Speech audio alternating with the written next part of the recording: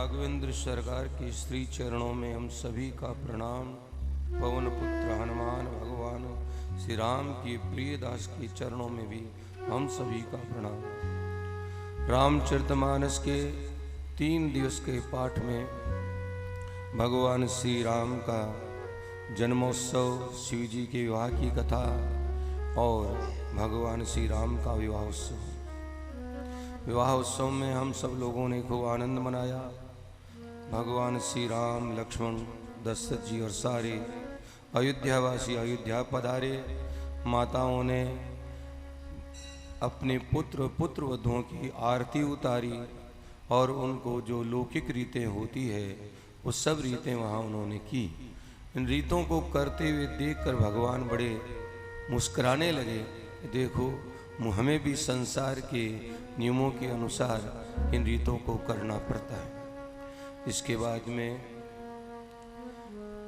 कथा पूर्ण करते हैं तुलसीदास जी बाबा और कहते हैं, श्री रघुवीर विवाह जे सब प्रेम गावई सुनहि, तिनकहु सदा उछाओ मंगला यतन राम जसु। राम जी का जस गाना चाहिए। और संतों से सुना है कि अपने घर में कहीं विवाह उत्सव हो तो उसके पहले राम विवाह का पाठ करना चाहिए, भगवान शंकर के विवाह का पाठ करना चाहिए। उससे सारा कार्य आनंद से संपन्न होता है, कोई विघ्न बाधाएं नहीं आती है। ऐसा संतों से सुना है, तो हम लोगों को भी ऐसा विचार रखना चाहिए। इसके बाद अयोध्या कांड का प्रारंभ बाबा जी ने किया। इसमें सर्वप्रथम 3 श्लोक हैं। भगवान शंकर की अर्चना, भगवान राम की श्री मुखारविंद का वर्णन और फिर राम जी के गुणों का वर्णन करते ही भगवान श्री राम को प्रणाम। 3 का अर्थ क्या है? त्रिगुणात्मक सृष्टि है, हमारे 3 ही दोष है, इन सभी दोषों का समन हो जाए, इसलिए 3 श्लोकों में तुलसीदास जी बाबा ने मंगलाचरण किया। फिर श्री गुरु चरण सरोज रज, निज मन मुकुर कुसुधार, वरणु रघुरिमल जो दायक फल चार। उसके बाद में बताते हैं, एक दिन दशरथ जी महाराज अपने राजमहल में कांच के समक्ष खड़े हैं और उनका मुकुट थोड़ा सा टेढ़ा हो गया। तो उन्होंने उस मुकुट को सीधा किया तो उनको कानों के पास में स्वर्ण समीप भये सित कीसा, मान जरटपन अस उपदेशा। कान के पास सफ़ेद बाल आ जाए तो समझ लो बुढ़ापा आ रहा है। उसको रंगने से बुढ़ापा मिटेगा नहीं, बुढ़ापा तो रहेगा। भगवान क्या करते हैं, मनुष्य का जब वृद्धावस्था आने लगती है, कान के पास सफ़ेद बाल करेंगे, आँखों से दिखना कम कर देंगे, कानों से सुनना कम कर देंगे और दांतों से भी विदाई कर देंगे। भगवान आप लोगों को अल्टीमेटम देते हैं कि देखो, अब तुम्हारा समय संसार में रहने का नहीं है, तुम्हारा समय परमात्मा में जाने का हो गया। फिर भी मनुष्य उसको इग्नोर करता है, उसको भूलता है और रंग लेता है बालों को, दांतों को दूसरे लगा लेता है, मगर परमात्मा की तरफ नहीं लगता है तो उसका जीवन निरर्थक हो जाता है। उसके बाद विचार किया कि अब मुझे इस राज्यपाट को छोड़कर राम को राजा बना देना चाहिए। सर्वप्रथम गुरुजी के पास पहुँचे। गुरुजी से जाके कहा, महाराज मेरी एक इच्छा है, मेरी सारी इच्छाओं की पूर्ति आप करते हैं, तो मेरी एक इच्छा और है। गुरुजी ने कहा, आज्ञा कर बताइए से राजन। तो महाराज दशरथ जी कहते हैं कि मेरी इच्छा है कि राम मेरे जीते जी युवराज पद पर अभिषिक्त हो जाए। तो गुरुजी ने कहा कि राम युवराज बन जाए तभी मुहूर्त सच्चा है। उन्होंने सांकेतिक भाषा में कह दिया कि तुरंत राम को युवराज बना दोगे तो बन जाएगा, और थोड़ा सा भी विलंब किया तो मन ही मन में बात को रख ली। दशरथ जी को नहीं बताया, उनको पता था कि राम को युवराज पद मिलना नहीं है, तो उन्होंने संकेत में कहा। दशरथ जी ने कहा, अच्छा गुरु की आज्ञा हो गई। उन्होंने उत्सव शुरू कर दिया। अगर राम राज्याभिषेक उसी दिन हो जाता तो हो ही जाता, अब उत्सव हुए तो उत्सव में तो नगाड़े बजते हैं, नाच गाना होता है, सामग्रियों को एकत्र किया जाता है। मगर ये सब तैयारियों को देखकर मंथरा के मन में कुछ विचार आया और देवताओं के मन में भी विचार आया। देवताओं ने कहा कि अगर इस तरह राम का उत्सव हो रहा है तो अच्छी बात है, आनंद हो रहा है, हमारा काम अब शीघ्रता से नहीं होने वाला। अच्छा ये नहीं हो रहा है कि राम राज्याभिषेक हो जाएगा, अगर ये हो गया तो हमारा काम रह जाएगा। इसलिए देवताओं ने माँ सरस्वती की चरणों में प्रणाम किया, माँ कुछ करो। माँ ने कहा क्या करूं? राम के कार्य में विघ्न डालना ये संभव नहीं है। उन्होंने बहुत अनुनय विनय की। माँ ने कहा ठीक है, मैं ध्यान करके भगवान श्री राम से आदेश लेती हूँ। माँ सरस्वती ने विचार किया भगवान राम भी वनवास में जाना चाहते हैं, तो अब किसको इसका माध्यम बनाऊं? तो अयोध्या में एक ही दासी ऐसी है जो मंद बुद्धि है, उसमें बुद्धि कम है, और वह है मंथरा नाम की दासी। तो सरस्वती ने मंत्रा को माध्यम बनाया। मंत्रा ने केकई को राम के युवराज पद पर अभिषिक्त होने के उत्सव की सूचना दी और कहा कल युवराज बन जाएंगे राम, और आप क्या करेंगे? आपका पुत्र उनके नीचे काम करेगा। तो केकई ने कहा अगर मेरा राम युवराज बनता है तो इससे अच्छा कोई काम नहीं है, मेरी स्वयं की इच्छा है कि मेरा राम युवराज बने। मंत्रा ने अनेक तरह के बातें कही कि देखो कद्रू ने, विनता ने कितने प्रकार से कष्ट दिए हैं, तो आप भी अगर राम युवराज बन गया तो कौशल्या आपको कष्ट देगी। तो मंत्रा की बात सुनकर केकई ने एक बार तो कह दिया कि तुम घर को फोड़ने की बात करती हो, तुझे शर्म नहीं आती? तुम काणे खोड़े कुबरे ये तो बड़े ही दुखदाई होते, और भी उसके बाद तुम दासी है। तब मंत्रा ने अनेक और युक्तियां लगाई, केकई को अपने पक्ष में किया कि आप भगवान राम की सौगंध जब दशरथ जी महाराज करे तब उनसे 2 वरदान मांगने हैं, जो वरदान दशरथ जी के पास आपके रखे हुए हैं। केकई ने कहा ठीक है, तुम मेरा हित करने वाली हो, इसलिए मैं तुम्हारी बात मानती हूँ। दशरथ जी महाराज कार्य से निवृत्त होकर केकई के महल में पधारे। केकई वहाँ नहीं थी, केकई कोप भवन में चली गई। दशरथ जी महाराज कोप भवन में गए, अनेक प्रकार से उसको समझाने की चेष्टा की, मगर वो नहीं माने। अनायास माँ सरस्वती की कृपा या भगवान की प्रेरणा से कह दें, दशरथ जी के मुंह से निकल गया कि मैं तुम्हें 2 वरदान दूंगा और भगवान राम की सौगंध खाता हूँ। अनायास लिखा है यहाँ पर, भगवान के मुख से ये शब्द अनायास निकला दशरथ जी के मुख से।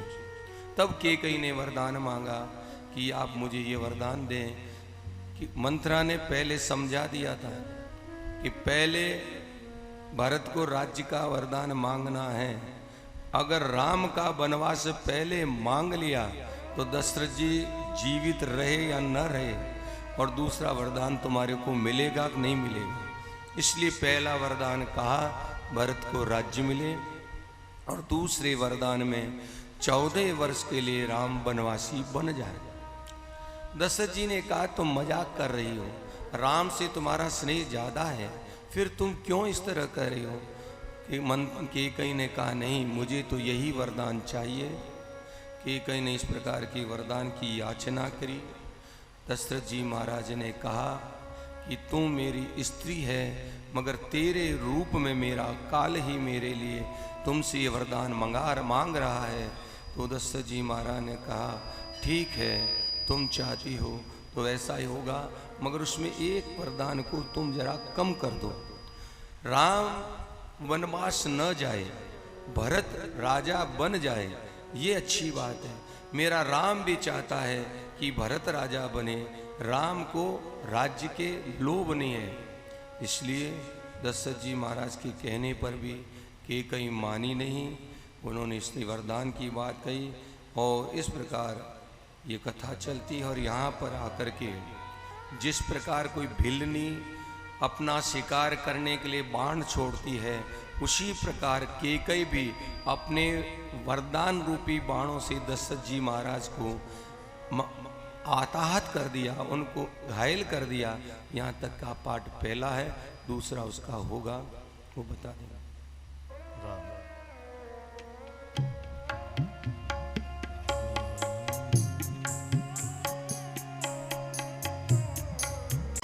सियावर रामचंद्र की जय। भगवान श्री राघवेंद्र सरकार की असीम कृपा से हम सभी लोगों को इस कलिकाल में श्री रामचरितमानस का सामूहिक नारायण पाठ का पाठ करने का दुर्लभ अवसर प्राप्त हुआ है। संतों की दृष्टि से देखा जाए तो ये कोई कृपा का ही फल है, अन्यथा लाखों रुपए खर्च करने पर भी ऐसा अवसर नहीं मिलता है। हमने देखा है पैसे खूब खर्च करने वाले हैं मगर आयोजन नहीं हो पाता है। वो कहते हैं महाराज पैसे तो हम चाहे जितने खर्च देंगे मगर पाठ करने वालों को कहाँ से लाएंगे। ये तो भगवान की कृपा है। परम श्रद्धेय स्वामी जी महाराज कहते थे कि पाठ में आपको अच्छे अच्छे सत्संगी मिल जाएंगे, नहीं तो उनको टॉर्च लेके ढूंढोगे नहीं मिलेंगे। तो यहाँ पर जो भी आए हैं भगवान की कृपा से या उनके पूर्व जन्म के कोई पुण्योदय में या उनके पितरों का आशीर्वाद है जो उनको ऐसा मौका मिला है। हमने प्रातः के सत्र में कथा में पढ़ा था कि माता कौशल्या ने सीता जी को बहुत तरह से समझाया कि आपको वनवास में नहीं जाना चाहिए, वहाँ बहुत कष्ट है। सीता जी नहीं मानी तो माता जी ने भगवान राम से कहा कि बेटा जरा तुम ही समझा दो। भगवान इतने संकोची है कि माँ के सामने अपनी स्त्री सीता से बात करना तक नहीं चाहते हैं, मगर अवसर कुछ ऐसा हुआ कि राम जी को सीता जी को कहने के लिए कुछ शब्दों का उच्चारण करना पड़ा। कहा राजकुमारी सिखावन सुनहु आन भांत जे जान कछ गुन हूँ।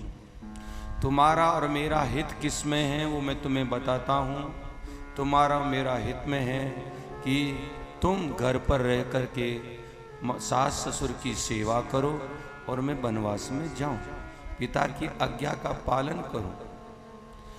भगवान ने अनेक तरह से समझाया, सीता जी मानी नहीं और अंत में सीता जी ने कहा कि प्रभु पति के वियोग के समान कोई दुख नहीं होता है और मेरा आपसे वियोग हुआ तो मैं 14 वर्ष यहाँ रह पाऊंगी या न रह पाऊंगी। भगवान ने देखा कि सीता वियोग में शरीर नहीं रखेगी तो भगवान ने स्वीकृति प्रदान की कि विलंब नहीं करना है, जल्दी से तैयार हो जाओ। भगवान को जल्दी है अयोध्या को छोड़ने की कि कहीं ऐसा कोई पासा नहीं पलट जाए कि मुझे अयोध्या में रहना पड़ जाए। तो उन्होंने कहा कि सीता जल्दी करो, तैयारी करो। सीता जी तैयारी करने के लिए प्रस्थान किया। इतने में लखन लाल जी को समाचार मिल गया। लखन लाल जी सामने आकर खड़े हो गए कि भैया क्या मैं आपके साथ नहीं चल सकता? मैं तो आपकी परछाई हूं, क्या कभी परछाई भी दूर होती है? भगवान ने समझाया, लखन मैं तुझे ले जाता मगर धर्म क्या कहता है कि धर्म कहता है कि घर पर कोई ऐसा व्यक्ति होना चाहिए जो इस राज्य को संभाल सके। पिता वृद्ध है, उनको मेरा दुख सता रहा है। भरतलाल यहाँ नहीं है, शत्रुघ्न जी महाराज नहीं है और मैं तुम्हें यहाँ से लेकर जाऊं तो ये अच्छा नहीं है। लक्ष्मण लाल जी कहते हैं, भैया मैं न माता जानता हूँ न पिता को जानता हूँ, मैं किसी को नहीं जानता हूँ। मैं तो केवल आपको ही जानता हूँ, आपके अलावा मेरा कोई नहीं है। मात पिता गुरु जो कुछ भी है वो सब आप हैं। भगवान ने फिर समझाया, नहीं माना। भगवान ने कहा ठीक है, तुम अपनी माता से जाके आज्ञा लेके आ जाओ। अब अभी तो कह रहे थे मैं माता पिता किसी को नहीं जानता हूँ, और जब भगवान ने कहा माँ से आज्ञा लेने चले जाओ, तो लखनलाल जी विदा हो गए। मन में सोचने लगे, भगवान ये देखो, कह रहा था माँ को ही नहीं मानता, अभी तो माँ के पास जा रहा है। लखनलाल जी अपनी माता के पास गए, जाकर के माता से प्रणाम करके खड़े हो गए। माता ने कहा, बेटा आज मन तुम्हारा उदास क्यों है? तुम्हारे मन में तो प्रसन्नता होनी चाहिए, क्योंकि तुम्हारा भाई राम आज युवराज बन रहा है। लखनलाल ने कहा, मैया क्या कहूं, सारा ही काम चौपट हो गया। माता केकई ने महाराज दशरथ से 2 वरदान मांगे। पहला वरदान तो कोई बात नहीं, भरतराज स्वीकार कर लेते। दूसरा वरदान उन्होंने ऐसा मांग लिया, पिताजी उस वरदान को सहन नहीं कर पा रहे, और दूसरे वरदान में भगवान को 14 वर्ष का वनवास प्राप्त हुआ। जब भगवान को इस प्रकार वनवास हो गया है, तो माता मुझे क्या करना चाहिए? तो माता जी कहती है कि बेटा अगर राम वनवास जा रहे हैं तो तेरा यहाँ अयोध्या में क्या काम है? जहाँ राम है वहीं अयोध्या है, और जहाँ राम नहीं वहाँ तो अयोध्या है ही नहीं। जहाँ सूरज है वहाँ प्रकाश है, जहाँ प्रकाश नहीं वहाँ सूर्य। इसलिए मेरी तो यही इच्छा है कि तुम श्री राम के साथ चले जाओ।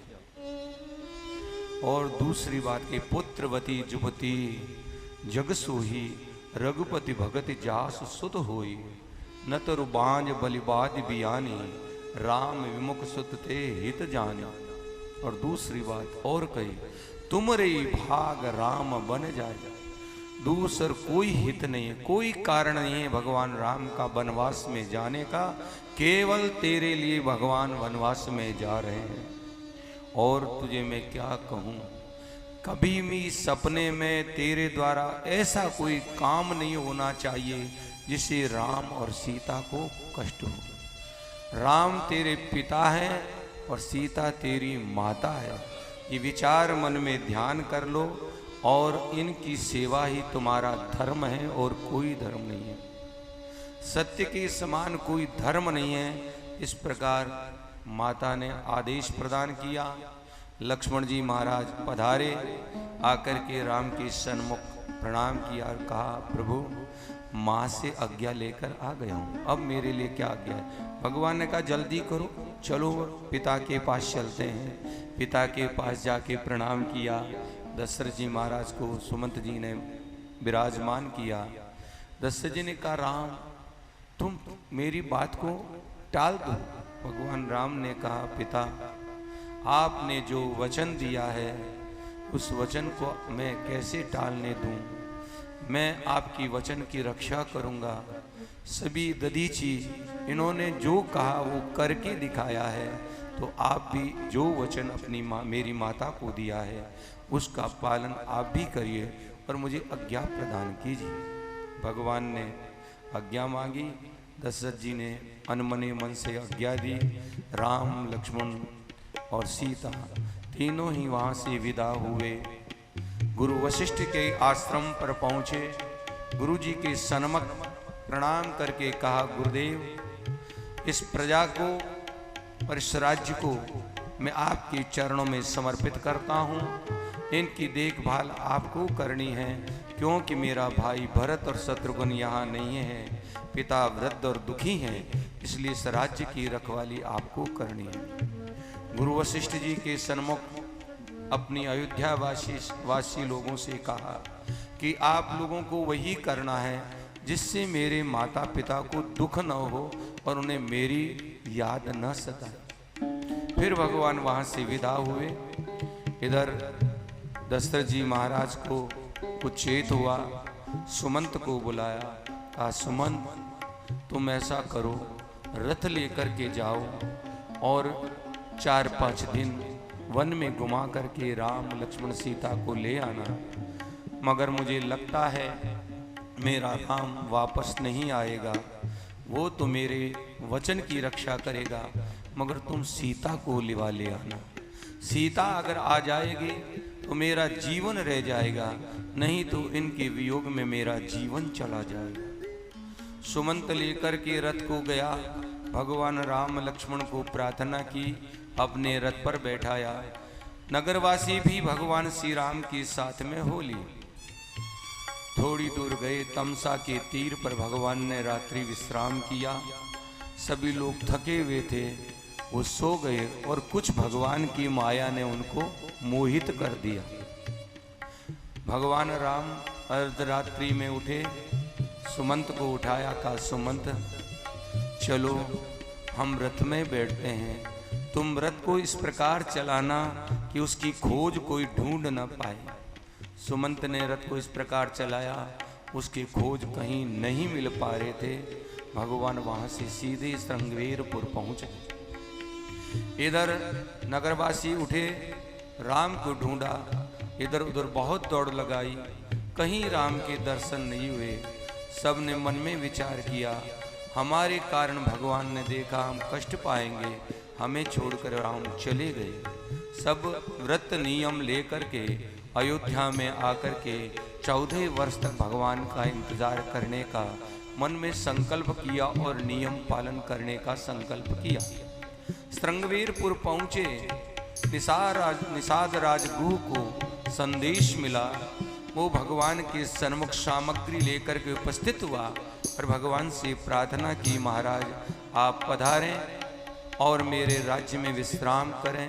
भगवान राम ने कहा, निषाद राज मैं तुम्हारे गांव में नहीं चल सकता, क्योंकि मेरे पिता ने मुझसे वनवास में रहने का आदेश दिया है।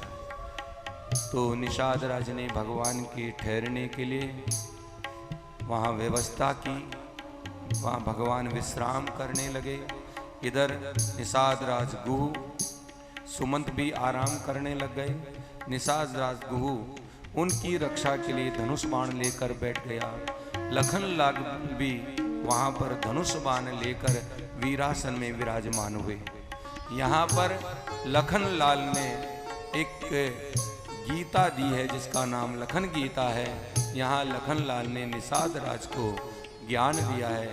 जब निषाद राज ने कहा कि जिसका पति भगवान है, जिसका ससुर सबसे श्रेष्ठ है, जिसे इंद्र भी अपने सिंहासन में अपने बराबर बैठाता है, जिसका पिता इतना वैभवशाली है, उसकी पुत्री, उसकी पुत्रवधू इस प्रकार कष्ट पाती है, तो ये कैसे है? तब लक्ष्मण जी ने कहा, नहीं को सुख दुख कर जाता और निजकृत कर्म भोग सब भ्राता। हे भाई, कोई किसी को सुख दुख नहीं देता है। ये जो सुख दुख जो मिलते हैं वो केवल अपने कर्मों के अनुसार मिलते हैं।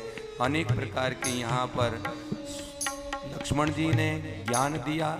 यहाँ तक की कथा में प्रवेश करेंगे, उसके आगे की कथा बाद में समय मिला तो कहेंगे।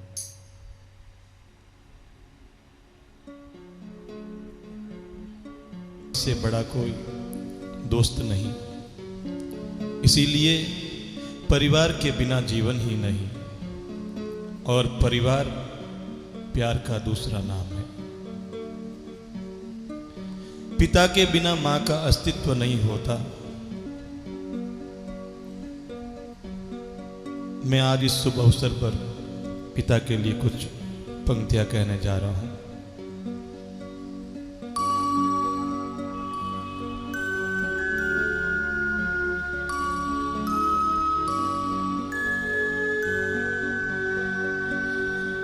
पिता पिता जीवन है, संबल है, शक्ति है।